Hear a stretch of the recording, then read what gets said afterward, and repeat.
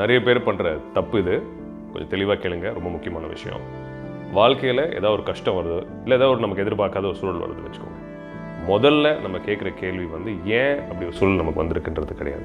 நம்மளை பற்றி முதல்ல அந்த வேல்யூன்னு சொல்கிறோம் இல்லையா, நம்மளை குறைச்சி எடை போடுற ஒரு சூழல் தான் மக்கள் பண்ணுறதை நான் பார்க்குறேன். தான் மேலே என்ன தப்பு, தனக்கு இது வராதா, இல்லை நம்ம ரொம்ப கம்மியான மனுஷனா, தன்னை பற்றி ரொம்ப இழிவாக நினச்சிக்கிற தருணத்தை நான் மக்கள் நான் பார்க்குறேன். தயவுசெய்து அந்த சிந்தனையை, அந்த மைண்ட் செட்டை இந்த பதிவுக்கு அப்புறம் நீங்கள் மாற்றிக்கணும்.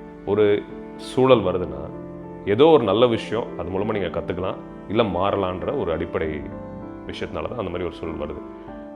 எல்லா சூழல்லையும் உங்களை பற்றி ஒரு சூழல் வந்தவொடனே, ஒரு கஷ்டம் வந்தவொடனே தன்னை இன்னும் தாழ்த்திக்கிறது, இன்னும் தாழ்வு மனப்பானைக்குள்ளே போகிறது, இன்னும் குறைச்சி எடை போடுறது, அப்படி போனீங்கன்னா அப்புறம் வாழ்க்கையில் சந்தோஷம்னு கிடையாது. எதுக்குமே ஒரு உணர்வு இல்லாமல் போயிடும். ஸோ அதனால் தயவுசெய்து ஒரு சூழல் வந்துச்சுன்னா அந்த சூழலை எப்படி சமாளிக்கிறது நீங்கள் யோசிக்கணுமே தவிர, உங்கள் மேலே ஏதோ ஒரு குறைன்ற அந்த சிந்தனையை இந்த பதிவுக்கு அப்புறம் நீங்கள் மாற்றணும். ஒரு வாட்டியும் கஷ்டமான சூழல் வரப்போகுது. இது நீங்கள் பண்ணி பாருங்கள். கண்டிப்பாக உங்கள் வாழ்க்கை அடுத்த லெவலுக்கு போகும். என்னை நம்புங்க. இதில் நான் எப்பயும் சொல்கிற மாதிரி உங்கள் எல்லாருக்கும் நான் இருக்கேன்.